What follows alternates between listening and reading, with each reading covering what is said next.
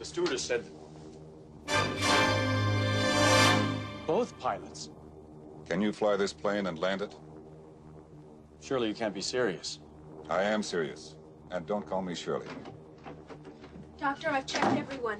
Mr. Stryker's the only one. Last week, comedy lost one of its funniest actors and one of its most endearing, deadpan, just simple dialogue delivery man I've ever seen next to Bill Murray. That man is Leslie Nielsen. Leslie Nielsen died at the age of 84, and despite living a long life, you just think that this was one guy who just would not ever die. You'd think he'd live forever, like you see the likes of Betty White or Abe Vigoda these days. But let me tell you something. Leslie Nielsen had an endearing quality that even made his weakest films seem enjoyable. Now, Leslie Nielsen started out, she's a serious actor doing many critically respected roles, including Forbidden Planet, which is one of his more famous roles, first famous roles, I'd have to say. Also, he had a part in Poseidon Adventure, playing the captain of the ship, the original Poseidon Adventure back from the 1970s. Nielsen always popped up in little roles, always doing well in them, always kind of stealing screen time, if you will. He had that deadpan quality where he didn't need to over-emote his actions, if you will, and that's what made him so good. Is the fact that it just came so naturally to him, it seemed so natural. But he reinvented himself many years later with Airplane, a movie where, of course, that infamous line, "Surely you can't be serious? Yes, I am, and don't call me Shirley." That line is probably one of those memorable lines, not in comedies, but probably in the history of movies. I think it did make the list, it might have been the AFI's list, I don't know who it was. It was a movie, like a big movie list of the most memorable lines in movies, and that has to be one of them.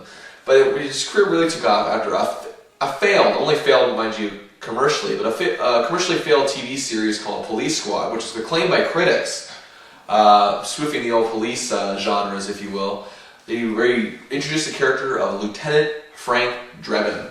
That's right, now of course spawned the Naked Gun series, which in my opinion is some of the best spoofs you've ever seen. And the whole trilogy, in my opinion, is hilarious. The first one's still being the best one, but the second and the third ones more than lived up to their end of the bargain. Now, Leslie Nielsen, this thing, the way he delivered his lines, it's almost as like, even though he was telling a joke, he didn't know he was telling it. That's what, in my opinion, made it all the more funnier. And when Bill Murray does his deadpan humor, Bill Murray is trying to make a joke. He just does it, he's trying not to be, he's trying to kind of be like snootish about it, if you will, and just trying to be clever. Where Leslie Nielsen just, I don't even think, doesn't realize something funny is going on around him. And that's what makes him so funny. And that's why I enjoy him so much. Another underrated movie of his was called Spy Hard back in 1996. The movie kind of got panned by critics, but either way, I enjoyed it greatly. He still had that, that whole likability that he had in the Naked Gun films. Wrongfully Accused kind of didn't do much for me, but as the way it goes, but he still made it watchable, at least. You know what I mean? As for his role in some of the Scary Movie films, he's done a lot of these. He's popped up in many spoofs still as years have gone on. He was really good in a Canadian film called Men with Brooms with famed Canadian actor Paul Gross. Check out a lot of these movies. They're still available. A lot of them are, like I said, a lot of them are famous movies. They're still available on DVD to rent or to buy. Yeah, rent? What's that, huh? Or Netflix, I guess you could say nowadays. But yes, Leslie Nielsen will be missed greatly. He was just a great actor to watch. And again, I know he does spoof movies, but the guy made it an art to do spoofing comedies and whatnot in all his movies.